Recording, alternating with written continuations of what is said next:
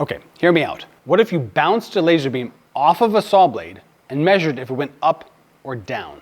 If you knew that laser beam was parallel to the table, any deflection up or down would mean that saw blade was not square to the table. And if it remains parallel after the bounce, boom, perfect 90-degree saw blade. So the first thing we gotta do is create a laser beam that is absolutely parallel to a table saw surface. This laser pointer is theoretically parallel to its cylindrical form, but you can't really trust it. See? That's why I chose this gun sight laser that can be calibrated using 2 adjustment screws.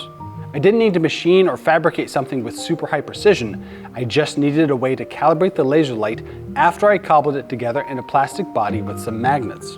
So now I have a laser pointer with calibration screws assembled into a magnetically attachable body that makes it easy to store on your table saw or attach it firmly to its cast iron table surface. The best way I can calibrate it at this stage is to simply point it at a close surface, mark that location, and then move that laser body as far away as possible while still being on a flat plane. If that laser dot moves up or down, it means I need to adjust.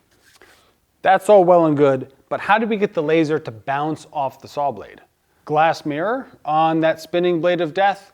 No thank you, hard pass. Instead, let's use one of these cheap makeup mirrors that fit into your wallet. They're steel, they're durable, they're flat, and they stick to the blade once you add an adhesive magnet to the back. Let's see how these work in action.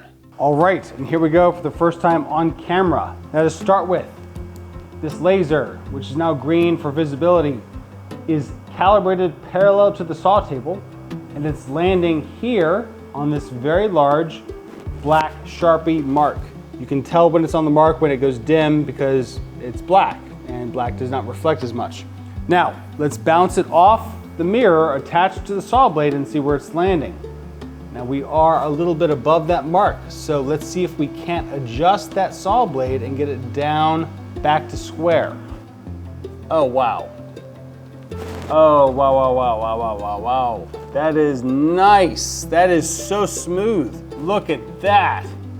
If I'm eyeballing it right now, I would say realistically, conservatively, I am like 0.5 millimeter of precision control here on that fence surface.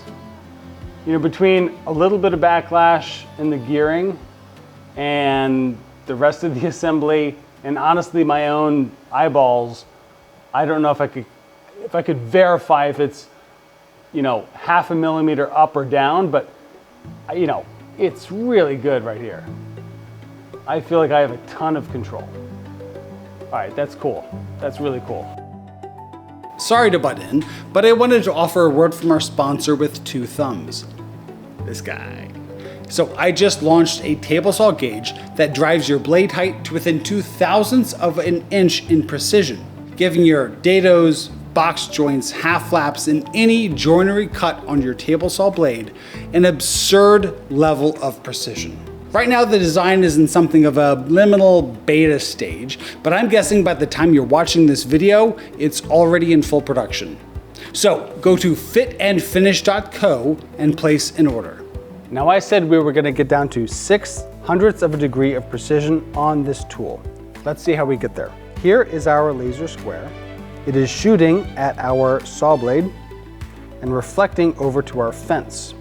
Obviously, any error in the angle of the saw blade is only produced after it bounces off the mirror. That gives us about 18 inches of throw for that error to propagate. Now I'm gonna lowball or highball or just be conservative in my ability to understand or locate that laser dot's position on the fence as being too high or too low by about 0.5 millimeter. If it's 0.5 millimeter too high or too low, I'd be able to catch it. Anything smaller than that, it's just not gonna be apparent to me. That means over 18 inches, I have plus 0.25 millimeters or minus 0.25 millimeters.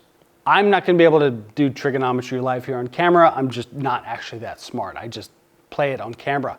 I'm gonna toss it over to my CAD program, SolidWorks on my computer, and that program tells me it is 0.06 degrees between the highest point and the lowest point. And that is just precision. But precision is not the same thing as accuracy. There are many confounding variables in the soup of this assembly that prevent me from really trusting this device to yield a true 90-degree angle just yet.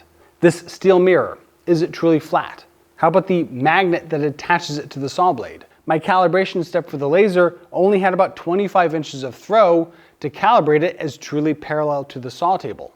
I like to think about precision as a matter of design, and accuracy is more about rigor. Can you get the same measurement over and over, 10 times, 100 times? That is manufacturing accuracy, diligence, and tolerancing. It is a real bummer to solve, so I'm not going to show that here on the video, but I think the idea has real promise. But beyond making this 10 times more rigorously accurate, it still must be able to solve for a 45-degree blade angle. What good is any angle gauge if it can't give you both 90 and 45-degree angles? I think I have the solution. I think. But I wonder if you have the same idea as well. So put your solution down in the comments and maybe I can send you an early prototype to tinker with. If you're really impatient though, go check out my solution at fitandfinish.co.